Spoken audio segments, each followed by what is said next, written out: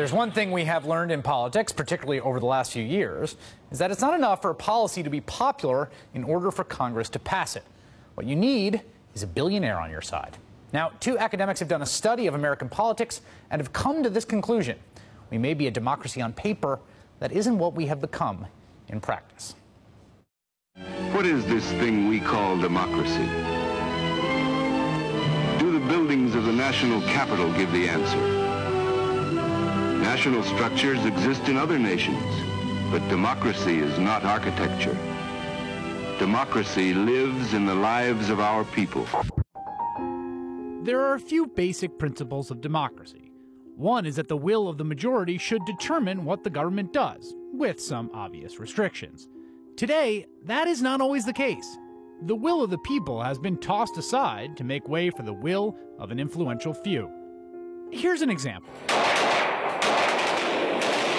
Last year, Senators Joe Manchin and Pat Toomey, a Democrat and a Republican, came up with legislation that would expand background checks and close loopholes in the current system.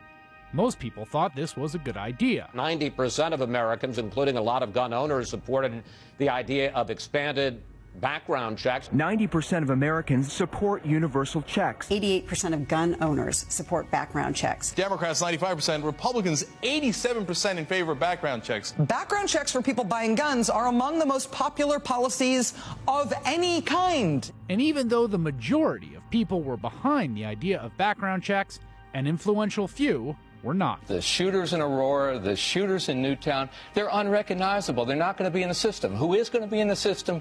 You and me. Guess who won out in the end? The gun control legislation that was supposed to tighten background checks was defeated today in the U.S. Senate. The Manchin-Toomey amendment was defeated despite broad popular support, and a new study out of Princeton and Northwestern University could explain why. Two political scientists looked at almost 2,000 policy cases over 20 years, trying to answer some basic questions. Does public opinion translate into actual policy? And whose opinion matters? They found that average citizens' preferences have essentially zero estimated impact upon policy change. You heard that right.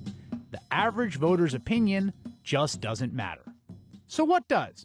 Major business interest groups like the gun lobby, and rich people. Researchers found that while the opinion of the average American has zero impact on policy, the opinions of economic elites have a very large, positive, independent impact. This is certainly not the democracy we learned about in school. We're going to elect a president. No more king. He's going to do what the people want. No more king. We're going to run things our way. In fact, it sounds like the textbook definition of oligarchy, or government by the few. So if the will of the people is not enough to get something popular like a background check bill passed, it's important to get a billionaire involved. Enter former New York Mayor Michael Bloomberg. Yesterday, Bloomberg announced he'll be spending $50 million of his own money to build an organization to challenge the NRA and pursue an expansion of background checks. This is not a battle of dollars. This is a battle for the hearts and minds of America so that we can protect our children, protect innocent people. Because that's the way American politics works in 2014. If you want to get a broadly popular piece of legislation passed, you better find a billionaire, a powerful business interest group, who agrees with you.